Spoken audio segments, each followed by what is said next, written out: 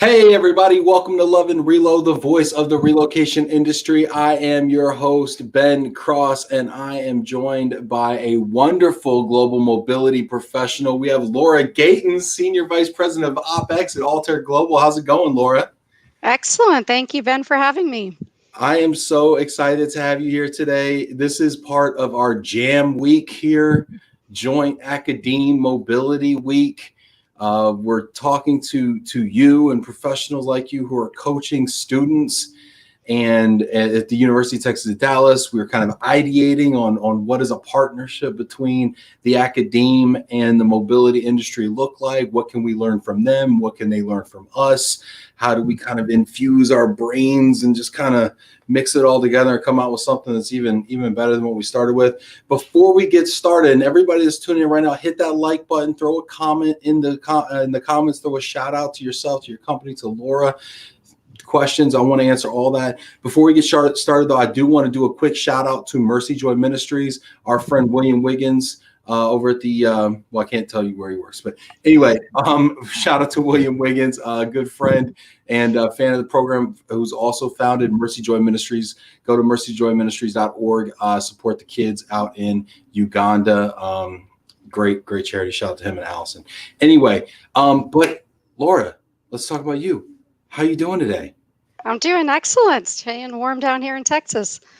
So where in Texas are you? Because I was born in Dallas. Okay. I am, and it's funny because I was born in the Northeast. But whereabouts? I didn't know that. Connecticut. Okay. So I grew up in White Plains. Yeah. cool. Fairfield University grad. Nice. I am in Louisville. Our office headquarters are in Frisco, one of the top places to live in the nation, voted a couple years ago. I'm gonna have to go check that out. I don't know. Maybe I'll go buy a house out in Frisco. I don't know. Who knows? We'll see what happens. We got people checking in here. We got Sherry Wood checking in. Hey Sherry, greetings to Ben and Laura. Let's see here. Do we get that? Let's see here. We got Juliana here watching from Altair Global. This is great. We got Tom. Hello, Laura and Ben from sunny Denver, Colorado. Hey Tom. Good to see you, buddy. Tom's also involved in the program. Let's see here. Now, is there a little bit of rivalry, okay, between all the coaches? Like, because I mean, I think, at this point, you have teams, right? Isn't that kind of how it goes with this program? We do. We have teams, but I wouldn't say we have the opportunity for rivalry. I'm very competitive too, so I wish there was, but no, because we're all working with our individual groups. And so we are not crossing over too much when we come together. We do get some time to collaborate, but certainly a competition would be fun between learning coaches in the future. Yeah. So there's 7 teams, just to kind of recap in case people are tuning in for the first time, right? There's 7 teams, and each team gets a group of students. And what do you study with the students? How does it work? Sure. So the Professor Zadorek gives the students problems. And so there are 7 business problems that were presented. The learning coaches and other SMEs got together to weigh in on those topics. And the students were divided into groups and were assigned a learning coach. And then we've been meeting with those groups.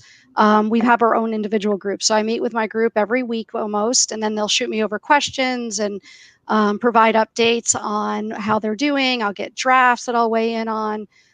So we've just been working through the semester that way. And then at the end, we'll get to see the presentations and then reporting out on that business problem.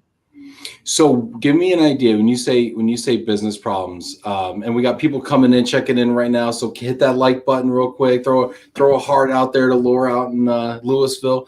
But what kind of problems are we talking about?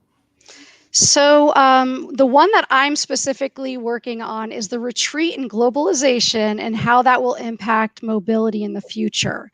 And so you have a lot of things going on right now with with politics and the election year and Brexit and war treaties, trade treaties, and so all of these influences. And then you throw COVID into it, where you have more of a virtual workforce. What does that look like for mobility, and will that be relevant? which is really an interesting question that my leadership team talked about some years ago in a strategy session about the relevance of Relo and how do you stay fresh and innovative.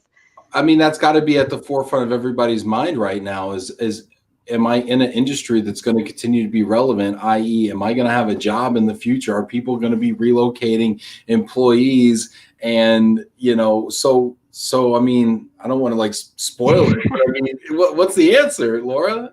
Well, I think that there's a lot of fantastic things going on. I think where we're leading is certainly there's going to be influences that change mobility, but relevance is there. I mean, there's nothing like being together in a room and having leaders and blending cultures when you're talking about globalization and leading a group in China and making sure that you have that home headquarters, wherever that is, culture permeating throughout the organization. And so being present and being together and having those assignments or moves, I think will always be important.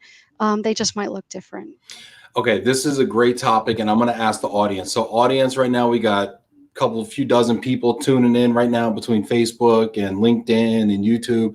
So I'm going to ask you, so close that email you were writing, okay? Re-engage here. I'm going to ask you right now as we talk about the relevance of mobility in the future. Is mobility going to continue to be relevant and why? I want your answers in the comments. I want to riff on this a little bit. We do have some of the students watching as well. I know we have a lot of us mobility people that probably need to be educated as well. So go ahead and leave your thoughts in the comments. We've got some great people checking in here. Before we get to those thoughts, we're going to get through. We got Jack Jampel checking in from the city of brotherly love. So the district attorney on the news. He was talking tough, Jack. So stay out of Philly. Letitia, hi from McKinney. Oh, there's some good barbecue in McKinney, Letitia. Right there on 75. What's that spot? I don't know. It's like it's really good. Simon Scott, hey, Laura and Ben from a wet and windy UK. It's good to see you. Simon, it's been a while, buddy. Letitia checking in there. Letitia, I want to hear your opinions too, because I know that she's actively involved in leading the class as well. Brooke checking in. Hey, Brooke, it's good to see you. We got Sandra Clary. Happy Thursday, all. Another great day. Feeling the love and Relo. Thank you, Sandra. So sweet. Let's see here. A lot of compliments from Laura. For Laura there, Letitia says you look great. Mary Lee. Hello, Ben and Laura from Minnesota. People are checking in. I think that's Mark Moose from Switzerland checking in. Tim Rambo. What's up, Rambo? Jennifer Christos. Matt checking in. This is great. I love it. I love all the chat. Let's see. Tom says, and Tom, this is about the question is, as long as organizational mobility is aligned with talent initiatives, hiring, retention, development, etc., it will always be relevant. What do you think about that, Laura, what Tom said? I could not agree more with Tom. I mean, absolutely. I think that is the key in talent mobility and moving people around, especially the generations coming up. There is a drive to want to go on assignment and travel, and the things that Hubert is doing within UTD and the programs and requirements he has to get out there and travel and do an international trip before they graduate is fantastic, and it's what the students are looking for. I agree. I love where Sandra goes with this, and this is where I want to go too. Sandra says, perhaps a good question is also what changes in scope might we see and what is called and managed under mobility in the future? It's a very, very good. What are your thoughts on that, Laura? So what's managed under mobility? I mean, we have, and I can't give away all of our secrets or anything back, but I mean, there is an extended scope of mobility that's out there, and there are other things of how to do virtual work and partnering with different types of companies to still bring some relevance. I mean, we saw a great deal of virtual internships that, believe it or not, that we supported in mobility. So they didn't actually move, but there was some support that we offered, and we expect to see those into 2021. I like that. I I think along the same lines, right? Besides benefits to the employees that we're offering and managing, what other types of USPs or value propositions are we offering to the corporations that we serve, right? What other things can we do? Obviously, we manage tax issues, we manage immigration issues, the movement of people and property. But what about like setting up entities in other countries, right? I Yep. mean, I think that is a huge growth opportunity as people become more dispersed, right? And an office in another country might consist of one or two people there, versus having a plant, or a true office as we might have thought in the past. There we might have the need to set up a lot more entities. What are your Absolutely. thoughts around those kinds of business services that we could be offering? So we've actually started to see them pop up, and we've talked to a couple of organizations because they are going down that road. And this is something that is becoming very real as we work from all different places. I mean, people are stuck at home, but they're working from parents, they're working from friends, they're working from Airbnbs, vacation homes. And so these entities certainly need to be considered, especially as this temporary situation became long term.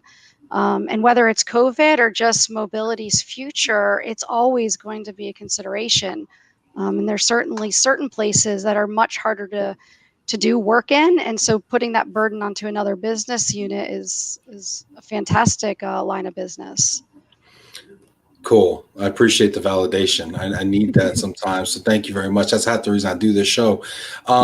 Brooke says, yes, we will still need the right person in the right location. I would say also to do the right things. Brooke, it's good to see you. I always run into Brooke every couple of years, and it's just like so good to see her. So it's so good to see you here, Brooke. Thank you. Matt says, yes, it will absolutely be relevant. We live in a globalized world where technology will be increasingly important, but never replace human connection. Mobility will always be happening. Let me ask you this, and I know we're kind of getting specific in one area here, but I love this topic about the future, right? And thinking about how we transform. How does mobility plug into virtualized work?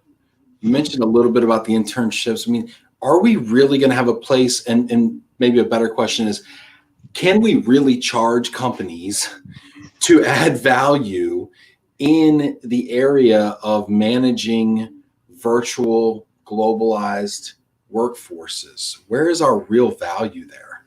Sure. I mean, well, you still have payments. I mean, you are paying employees, you are supporting the taxability. We have compensation services when that's relevant. But I would say that there are certainly some other innovations where it is getting them set up and making sure that they have the workspace. So there's some of that. We also have the young talent coming from universities. And so while they might not be moving to the location they were intended to work, they may be moving from university back to home or a different destination. And so we still have some mobility in that area as well. And we have some clients that have heavy talent coming from universities.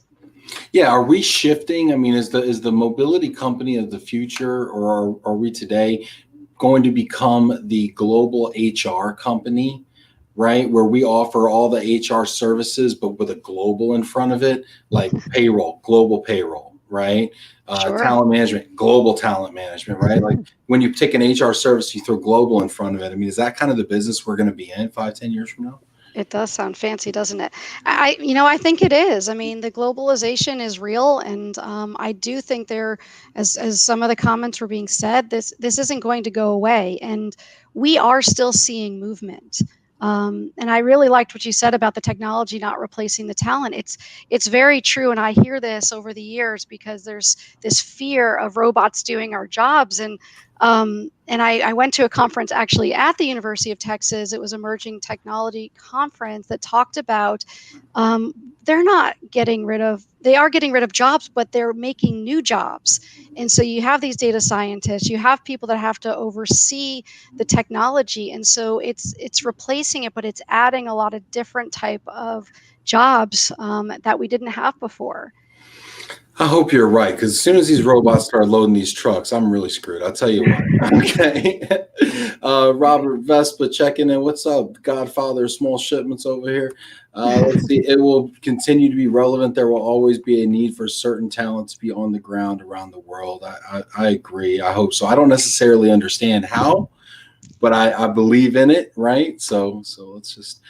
Sandra says, perhaps a good question is also what changes in scope might we see in what is called and managed under mobility in the future? I think, okay, we answered that.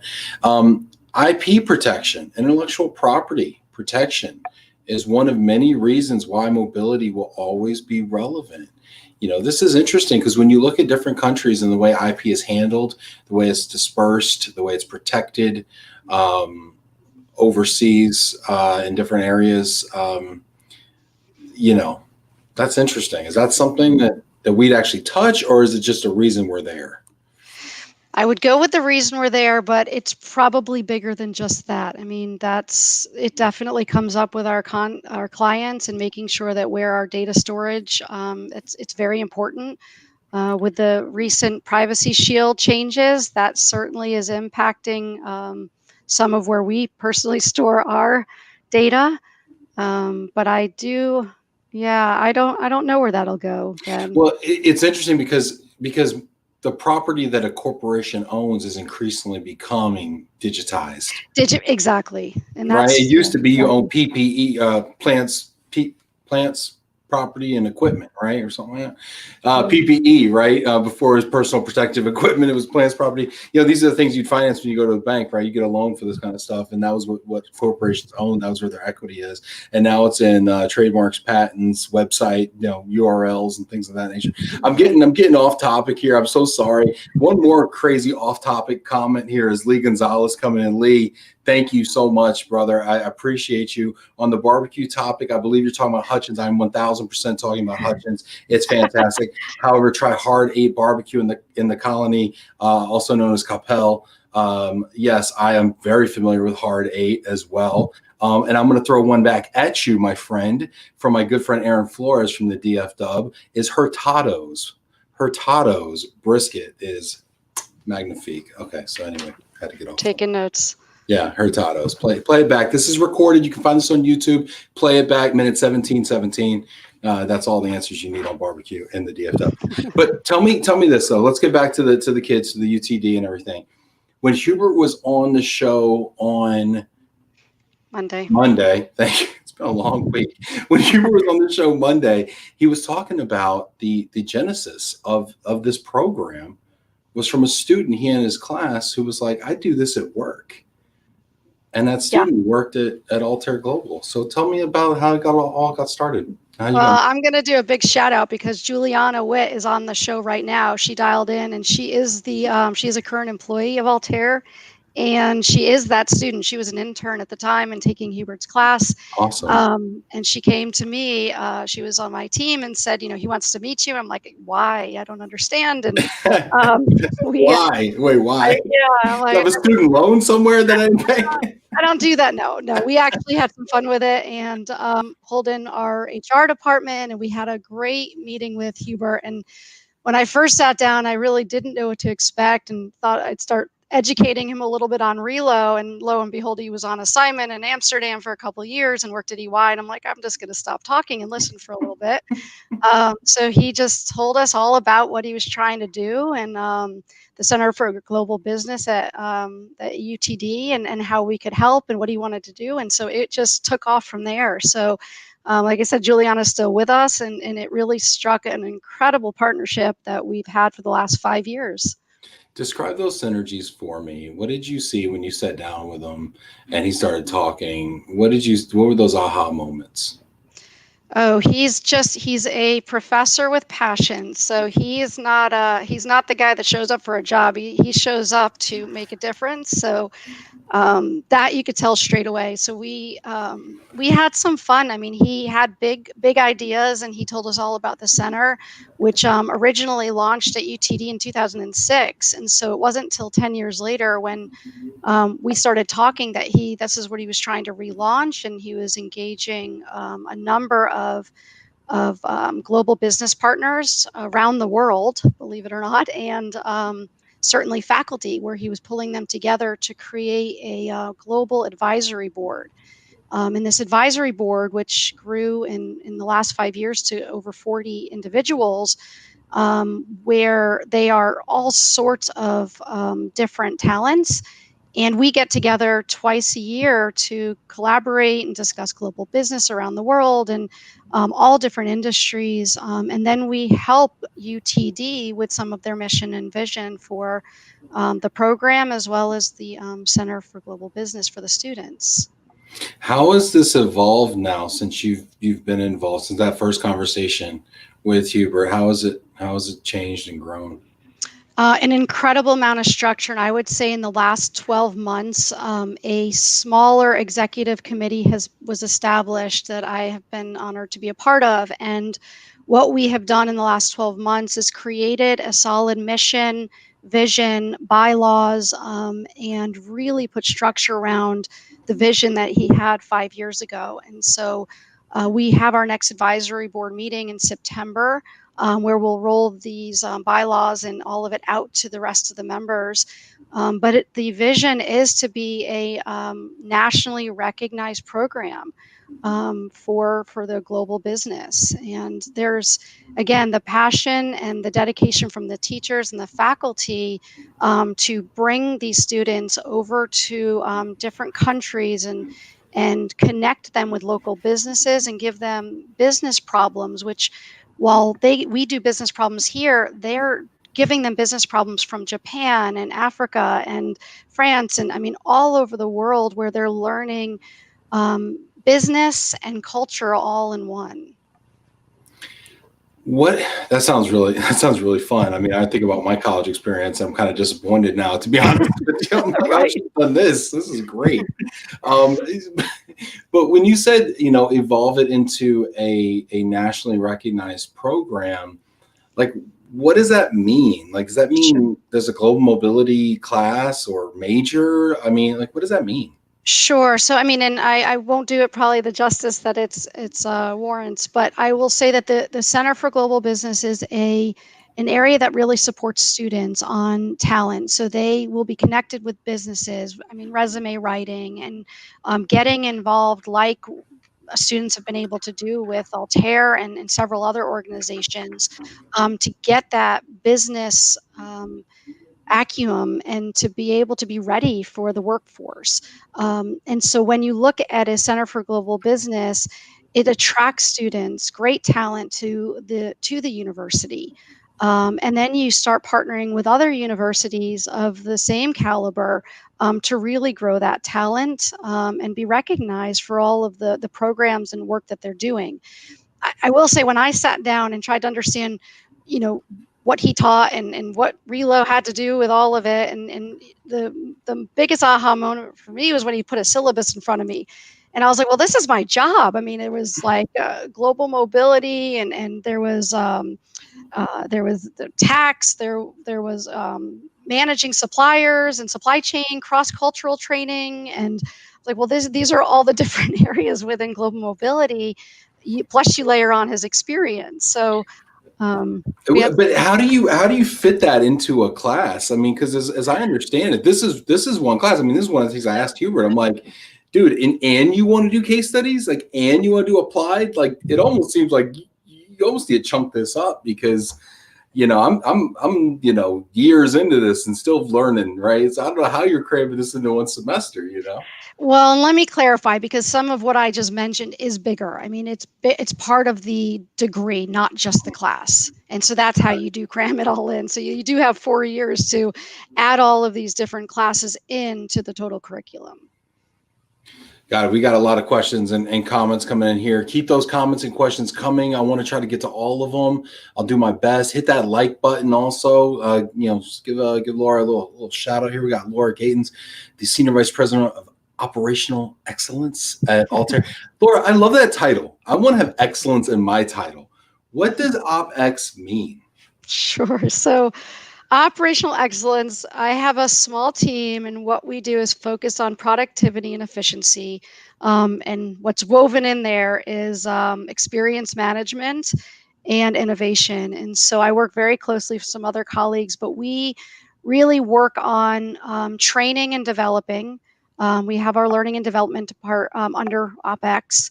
We do quality, and we do project management. So we actually have a PMO where we manage all the company projects and from a visibility perspective, and really bring forward all the great things that we're doing, and work towards that prioritization to support our company objectives. So you say, like, from a visibility perspective, so basically what I'm understanding is you take all of those projects, right, and you say, okay, here's everything, which Right. one is truly most important, and let's make sure we're still focusing on that, right? Sure. I mean, we sit down and we talk about our objectives each year, and so we have our company objectives, and then there's still a lot of other things that need to get done, and so there are projects running all the time across the organization. And so this project management office really is a place for all of that to come together and to understand what, global financial services is doing versus what the supplier group is doing, and really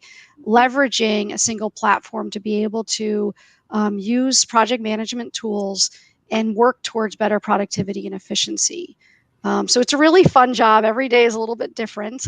And then we leverage our learning management system to be able to get training out there on these things. I'm really fascinated by this because I'm always seeking, like, methodology to organize my own thoughts and priorities in my own life. So anybody that's figured it out, I'm like, tell me what to do here. And Letitia's asking along this line too. So I'm gonna, and let's see, Estefania says go OpEx.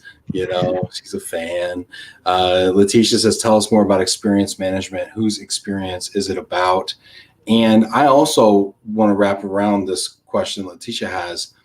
How do we actually prioritize these types of projects? Because we're all working for companies that have conflicting projects and priorities, and we don't know how to actually value these things. So what kind of decision-making tools do you use, just out of pure curiosity for my own selfish interest? Sure. So we do look at ROI. We look at the amount of time and resources that need to go into it. So if you have an estimated start time and an estimated end, and then you have 10 people working it, that is going to turn around. What's it going to improve? Or is it going to improve 10 minutes on a file? Is it going to improve an experience for our clients? Is it going to improve one client experience, or is it going to touch all of our portfolio? So there's a lot of consideration in that priority. And some things, quite frankly, just have to get done. And so, there's some of that priority goes out the window, and you just need to work towards some of those improvements. Juliana says, anything you ask Laura for improvement, she gets it done. That's like an awesome personal brand thing right there. Like, what people say about you, like behind your back, like that's what you want people to say, right? That's great. We got a question from Jag, but first I want to answer Letitia's question here. Tell us about the experience management. So going to Letitia's question here. Thank you for answering mine. Whose experience is it about?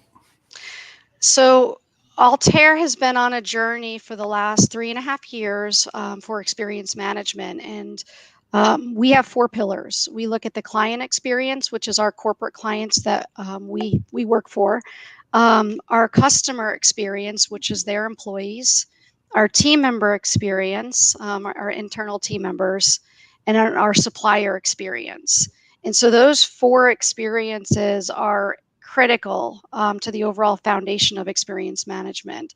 And we have a dedicated team. We have a dedicated leader actually at our organization, SVP of experience management. And so we do have a team that's just making improvements and some really big leaps in this area on how to survey in those moments that matter. So it's really exciting. We published a module on supplier partnership training last year to get them trained the way that we've been trained by partnering with Qualtrics and also another consulting firm, Walker. And so we're learning, we're teaching our suppliers, we're working with our clients to meet their needs and expectations, and we're just changing the way that we get feedback, and we're taking that feedback and getting insights to make decisions and bring innovations forward. Awesome. Love it. Let's go back to the kids here, right? 'Cause it's all about the kids, right? So I'm geeking out over here on relocation process improvement, but it's really about the young people in this program and the interactions here. And Jack Jampel, appreciate you, Jack, always tuning in here, says, going through these programs, what careers would these students be aspiring towards? Or is it to provide students with international experience for any international focused job?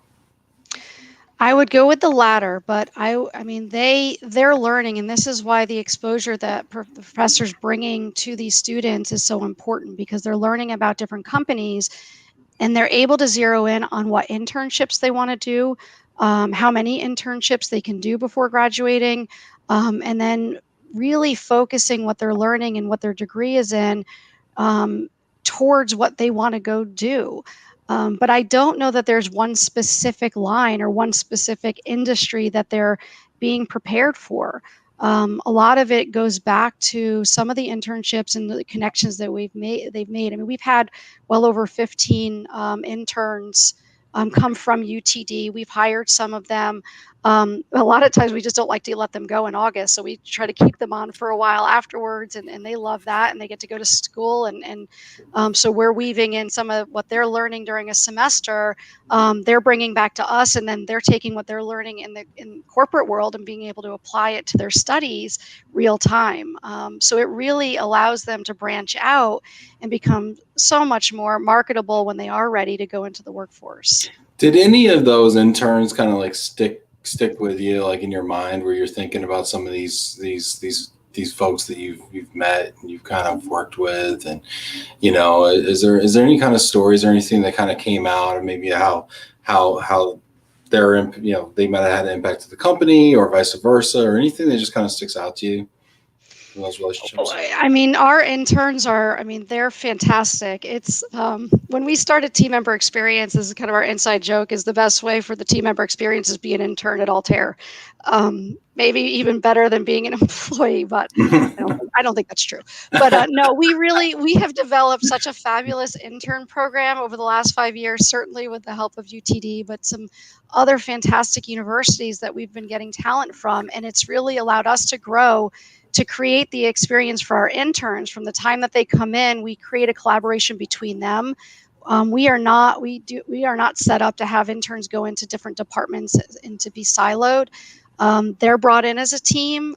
They're asked to work together as a team, even if they're supporting different departments.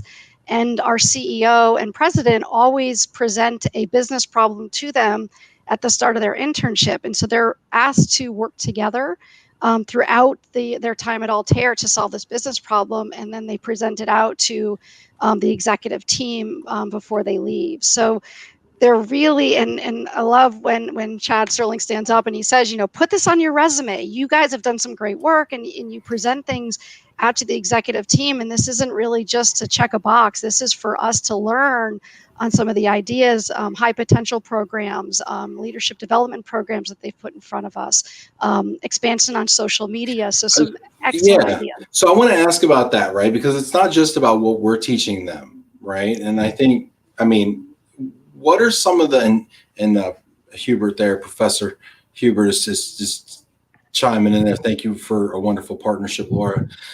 But what are some of the things that we're learning from these kids, or maybe should aspire to learn?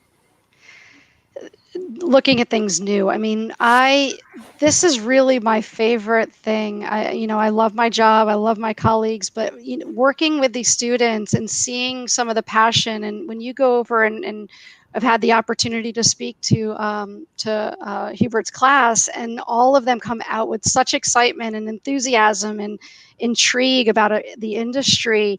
It reminds you of why you're doing what you're doing.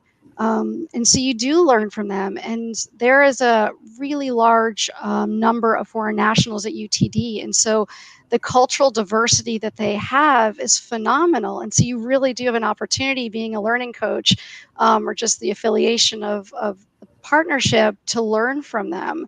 And that's just because of their inexperience in business. They're not doing things the way that we do it every day. They're not looking at problems the way that we look at problems. So it's a great way to have them in a think tank and work through things with different thoughts. I mean, do they come in like and just question like, well, why are you doing it that way? Just like innocently. And then you like, wait, I never actually even considered.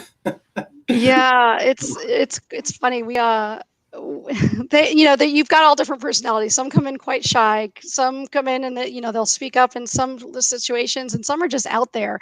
But no matter what, they're all sharing ideas in some form or fashion and contributing, and they're learning so quickly. And we hired somebody in. Actually, it was a master's student that recently, and he was hired in for one thing, but he was so phenomenal with some of the data analytics and insights, and what he was able to do was like, okay, he's basically doing kind of data scientist work. And so it evolved into taking a skill that we had right in front of us and really leveraging it in the best way possible.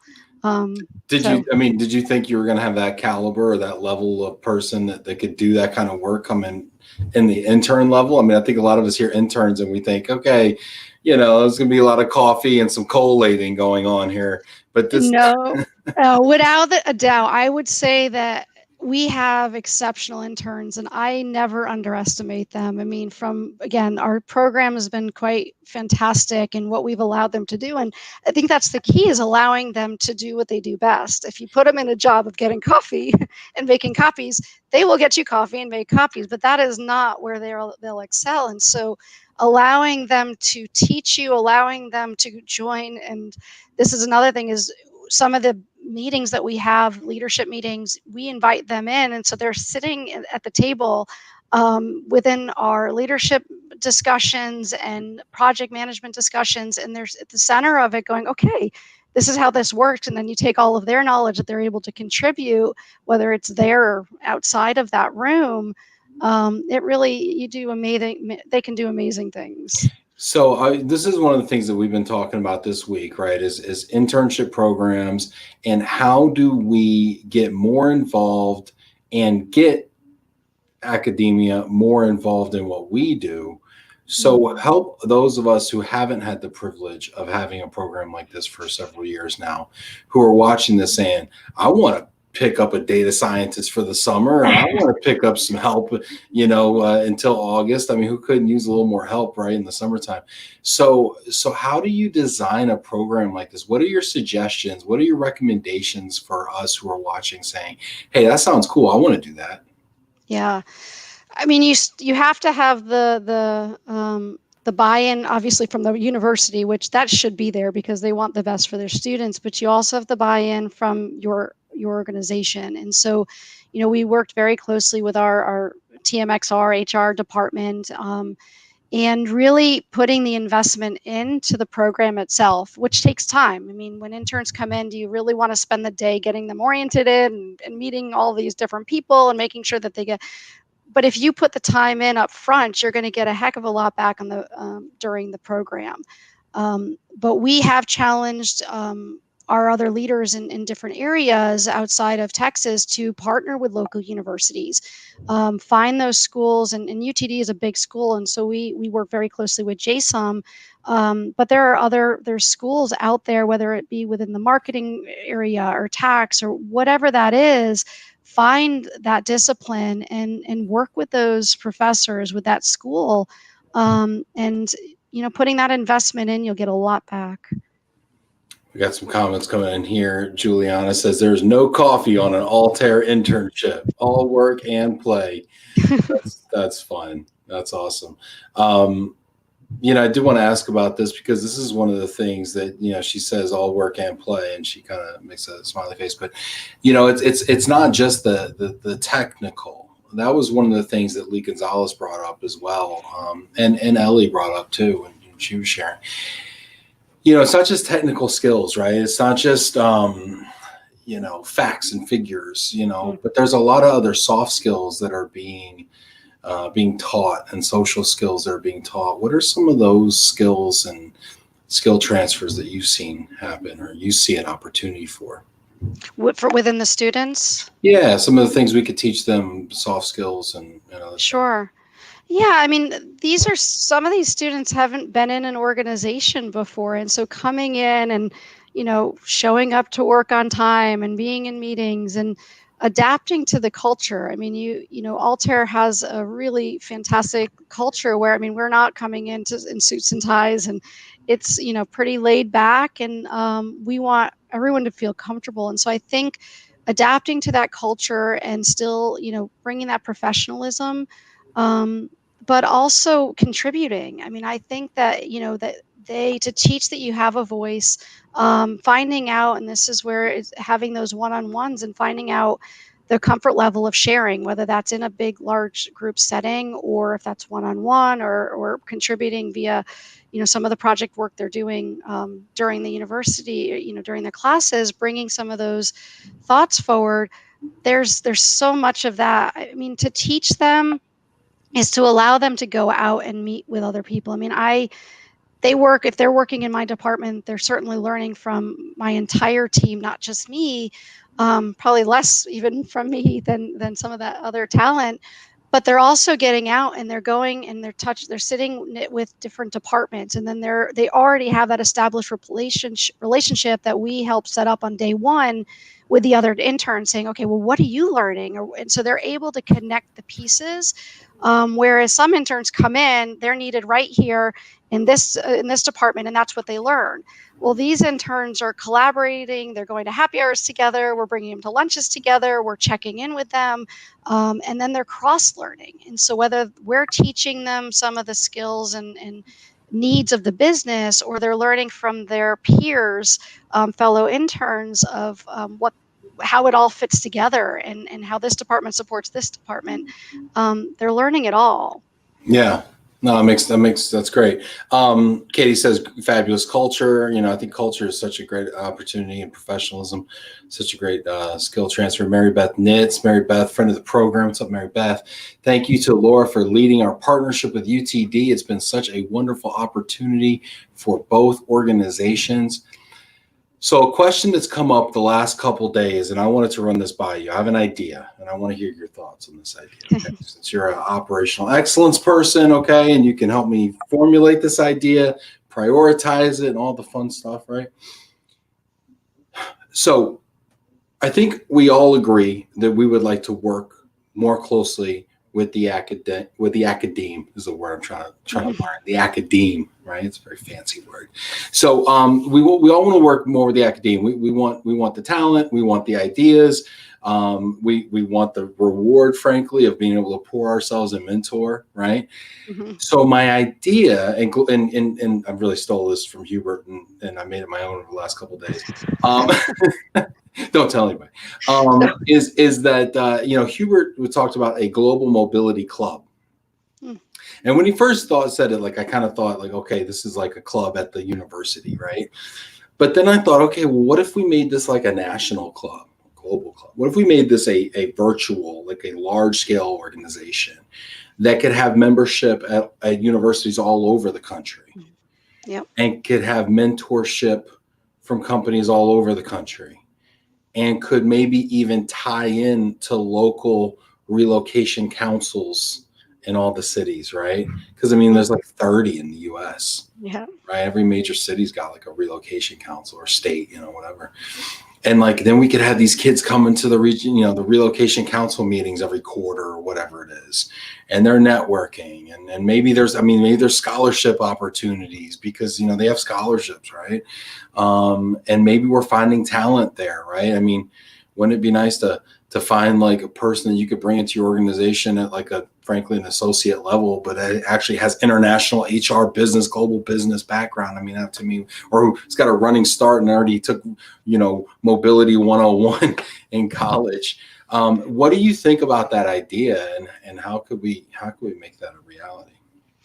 I think it's a fantastic idea. If this is an interest of a student, and they could get ahead of it and have that collaboration and then mentorship with other professionals, it's awesome. I mean, everyone is, at my age anyway, we fell into Relo. It's right. The story of That's going, joke, right? Exactly. Yeah. And so I heard you all talking on the show with Hubert about CRP credits, and it's interesting. And while they wouldn't have an ERC membership at that moment, this stuff still contributes. And so if you brought talent in from a university where you had this level of learning and this certain degree or these certain courses, maybe that contributes to becoming part of ERC, or maybe it gives you that, jump start into CRP credits because you came in with these 5 or 10 or, different courses. And so I do think it all links together, and people would be really surprised, especially when you were part of that era that just fell into it, to see what they're learning and how closely it ties to what we do. And so, I said I made the mistake when I sat down with Hubert the first time, assuming I needed to educate. And if we sit back and we bring this talent in and we listen before we try to teach, you'll learn how much that they bring before, before day one. Yeah. Yeah. I mean, I feel like we could do a student membership for $10 or something, right? I don't know what SHRM charges for their membership, but we could do like a super cheap worldwide ERC membership, or maybe the school even pays for it as part of their tuition, right? And it would, it'd be organic. I mean, once you put this out there to the students, I mean, I think that you can lay a foundation and let them run with it and see what happens. It would be pretty cool. Yeah. And how many, and I'm seeing on I don't know if you're hearing that or not, but I'm hearing. I'm seeing on LinkedIn, people are looking for 3-month contract, immigration assistant kind of job, or whatever, for like group moves maybe, or some project work, or it could be temp to perm or whatever, right? And I'm thinking to myself, who's going to take a 3-month contract? You know what I mean? But that's the perfect job coming out of college for a global business person, right? And it's all over the world. I just feel like there's such an opportunity for this. And then the next kind of step too is like, okay, well, if we're we're going out, we're hiring I don't know when y'all hire, but we hire, in my business in the spring, right? We're always looking for that new influx of talent in the spring, right? Let's be honest. And so we do that. But I mean, if I show up to my local university, if I go down the street to Wayne State University here in Detroit, or University of Michigan in Ann Arbor, to the Ross School of Business, and I unfurl my tablecloth, and I get my pens and my stress balls out, and I try to pitch people on the moving business or relocation or whatever. They're like, "What is that?" I don't think so. Yeah, it sounds a little not my speed. But if you aggregate all the people who have an interest in this, right, and they self-select and they say, hey, I want to be interested in global mobility, and you put them on, then you do a virtual where there's like 100, kids virtually together, and then we can meet and greet, kind of like how Worldwide ERC is hosting the virtual conference right now. Mm-hmm. Like I think the possibilities are endless. It's a fantastic idea that I don't think it would take a lot of effort to get off the ground. Yeah. Well, thank you for indulging me as I ideate here live. No, thank you. No, I appreciate it. We got a couple other questions here. I want to take your questions. If you got them, hit that like button for Laura. Get involved in the comments and the questions. If you think I'm crazy, let me know. Just put something in there. We'll get to it. We've got a couple here. I want to read. Mary Lee Bratt says, mobility will always be relevant. It's going to look very different, and the focus will be more strategic and technical consulting due to the complex issues in managing, bringing people to jobs, and increase in jobs to people. I want to talk about that for a second. Different types of policies, different ways supply chains work, and so on. Mobility professionals will need to be more transformational in their thinking. Wow, there's a lot there. That's awesome. I agree. I mean, what about this whole people to jobs versus jobs to people? What do you see there from a trend, and how do we fit in? So this is part of where I'm struggling with the unknown. I mean, the people to jobs versus jobs to people. I mean, what does it look like, and where does mobility support it? I look towards the data and insights and feedback and experience management. And so I think, while we provide a service to give benefits to get someone from here to there, there's a whole other aspect of feedback and the experience from the time that they talk to, whether that be the recruiter or their organization about moving or taking this new job, that we can help with aggregating data and measuring this along the way. And so, it may start out where you don't have to, maybe the assignments become shorter. Maybe people are doing less per moves, or maybe they're doing more per moves because, the globalization, it's just easier to live other places, and it's easier for people to move from place to place, and they don't mind moving. And back in the day, I think the demographic was very different on somebody that you invested in mobility, versus now you're investing in the young talent to move them around, and they're the future leaders of the organization. And so that investment is still really important. But I don't know that I think it'll be just as was mentioned, it would be give and take, where those jobs may come to you, but you're still going to have that mobility and transfer of talent around the globe. Yeah. Interesting. Yeah, it's definitely a big unknown, right? But I wonder, what is our opportunity to shape it instead of be shaped by it, right? Our clients are always asking for a seat at the table, but I wonder if we're missing an opportunity as an industry to shape the demand and the requirements of our client by what we offer, by how we respond to their business changes, right? To not, I mean, there's a lot to be said for asking what people need and listening and being a good listener. 100% agree with that. As debates rage on LinkedIn right now, I've started some fires on LinkedIn that are burning as we speak on this, right? Around technology and things.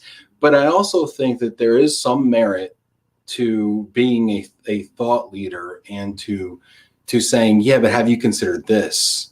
And making an informed recommendation. So, and this came about, actually, this idea came about when we were going into the pandemic, and everything was shutting down and people were stopping movement. And some people said, yeah, I understand that.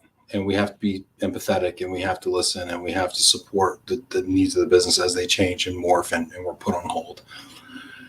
But we also have an obligation and an opportunity to tell the business how we are combating these challenges, what they can do, instead of thinking it's a hard stop for everybody everywhere, to say, well, actually, it's a more nuanced thing. Here's travel restrictions over here.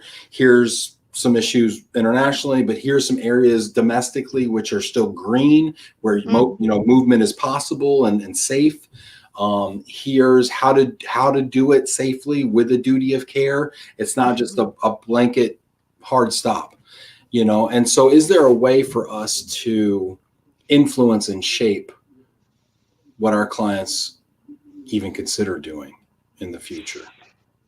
I think not only is there an opportunity, but I think it is part of what we need to do. I mean, you brought up duty of care, and this is certainly something, even right now, that will continue, is giving that, is creating that safety, and it's okay because you're here and you're going here. Yep, you're good to go. And so we're actually doing some of that now for some large clients, where we are saying, okay, if you live in these combinations, okay to move. We're getting questions on, where are the test centers? Where do I go?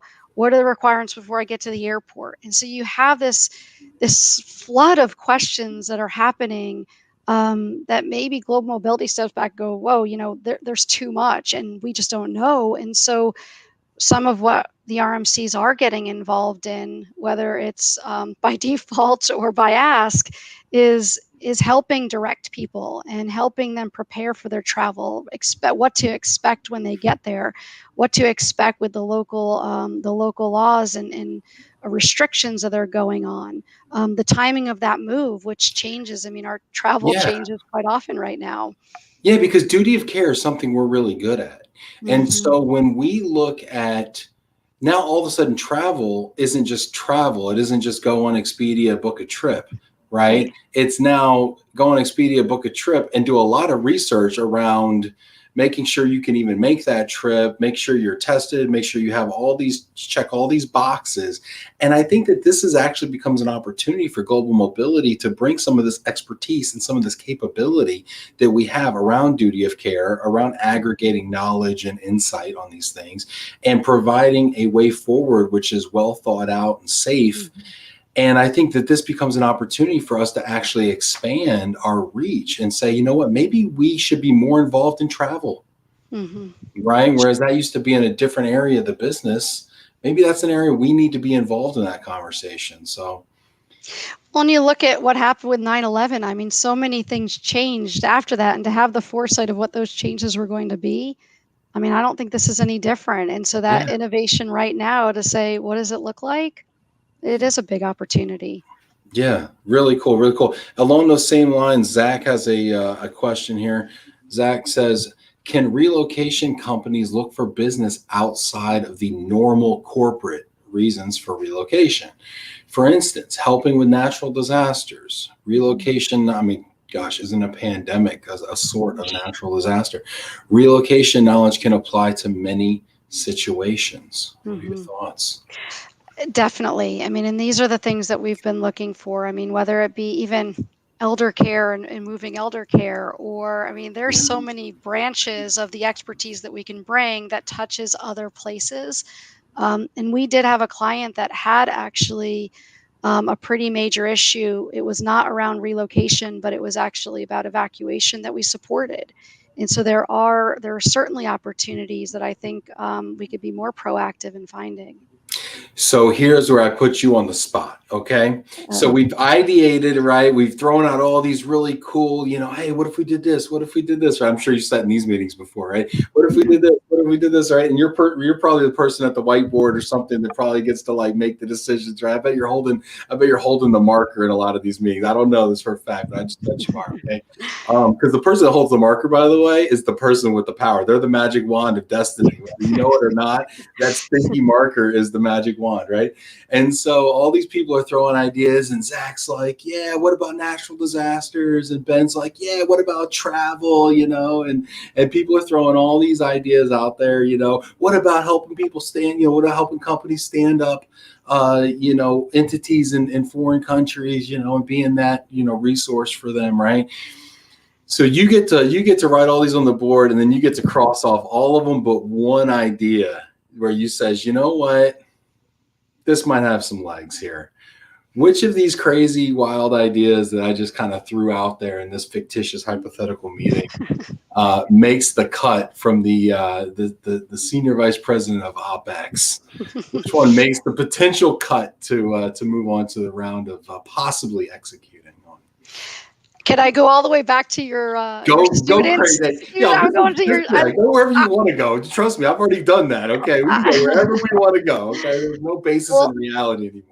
I honestly still love your talent. I'm going all the way back to talent from you and Hubert with the global or national students and getting them involved earlier. I mean, I think that's fantastic. It's easy. It's something that would be it would work, and it would really contribute into what the future of the industry looks like. I mean, you bring people in with different and fresh ideas. They're looking at things from a different perspective. They live in a different generation that, the way things used to be doesn't need to be the way they always have been. And so getting that start early, that's the one. I think that's really going to change and get those innovations on the board of what changes mobility. I like it. Awesome. Cool. This is awesome. We've had some great comments. We've had some great questions here. People are just, tuning in, saying, hey, I just want to shout out a couple of my favorite people. Laura, by the way, follow her on Instagram if you want to find some of the coolest places in New York City to stay. We got a couple questions. Letitia, I gotta answer Letitia's question. Letitia, you're VIP on these conversations. Okay? So Letitia has two questions we're going to answer real quick. Kind of quick little lightning round questions here. Letitia says, to your experience, how much of relocation is domestic versus international? We are seeing a pretty equal split now. I mean, it was back in the day, it was mostly domestic, or 80 to 90% domestic. I mean, we're seeing more of a 50-50, 40-60 split. We're a lot more on the international side. So yeah, it's which is this globalization. I mean, But I'm gonna challenge. I'm gonna ask you this no. though, right? As a challenge, right? Is that because companies are moving more internationally, or because they are opting out of managed domestic relocation, i.e., lump sum? Oh, interesting. Where they're just I like, you do know think what, it's, I can do this myself. Here's $5,000. yeah. Figure it Well, and we still have a good amount of those. I mean, we still manage some of those. Here's your money. Call me if you need me. Here's some additional resources. I out. mean, Call so me if we, you need me. They never call us, and they have a bad experience. Nobody ever hears about it. yeah. No accountability. Well, we're And trying to get better with that too. But no, I do please, think there's an increase in moving talent. I mean, I do think that companies see the value in investing in that and talent. I think they see the value of more rotational programs, and getting people out to experience the different offices and help lead those offices, cross pollinate through, with the culture. So I would argue that it's not just a reduction of the domestic. okay, awesome. And then we got one other question from Letitia. Do you think work from home, or work from anywhere, should say, working from anywhere will continue after COVID? I do.